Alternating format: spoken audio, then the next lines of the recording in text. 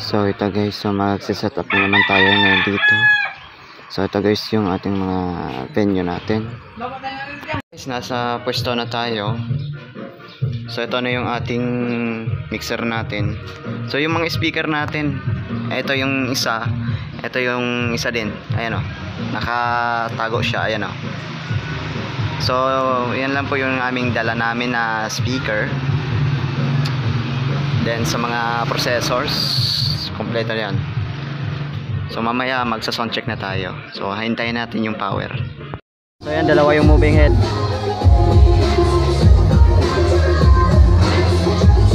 Naka fully set up na sana tayo. Kaso lang ay biglang bumuhos yung malakas na ulan. So yung mga speaker natin, yung dual speaker, tapos yung Wave 15 ay hindi na namin to pinasok. So inayaan na namin paulanin kasi waterproofing naman yun. Kaso lang yung mga lights natin may mga plastic na yan. Pati yung moving head siguro gagana pa to kasi natuluan to ng tubig. Ito, yan, basang basa na. Sana gumana pa to. So naka-set up na sana tayo ng mga lights. So yan, tinakpan na natin ng trapal. Kung wala tayong trapal, siguro basa yung mga processor natin. So ito, nabasa yung isang parled. Sana gumana pa ito mamaya after ng event namin. Saklap. So ayan, mahina na yung ating ulan natin. So nagpapatugtog na tayo kahit love song lang. So ayan, yung mga trapal na yan, yung mga tubig na. So ayan, sana tumigil na yung ulan para makasa-sound check na tayo mamaya. So ito yung ating moving head natin.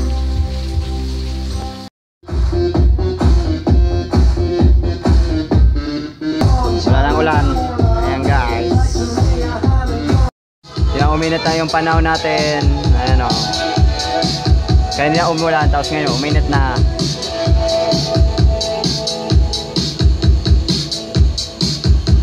So yan, nabilad na yung ating dalawang speaker natin.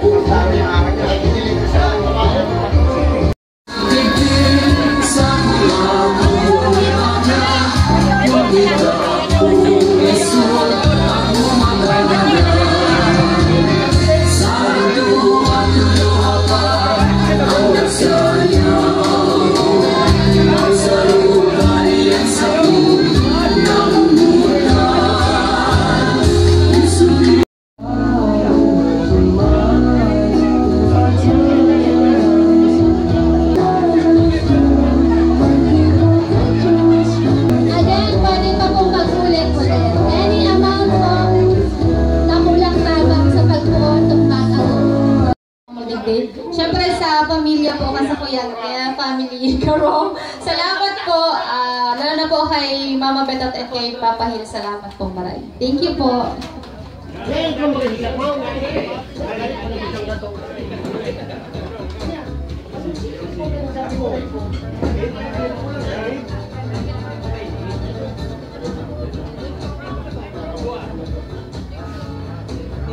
Iwas na po daw ang video, kaya pwede na magkanta, pwede na magpaig. Again, pwede pong mag-vlog, si Day Panakakan. Ano po? Thank you so much.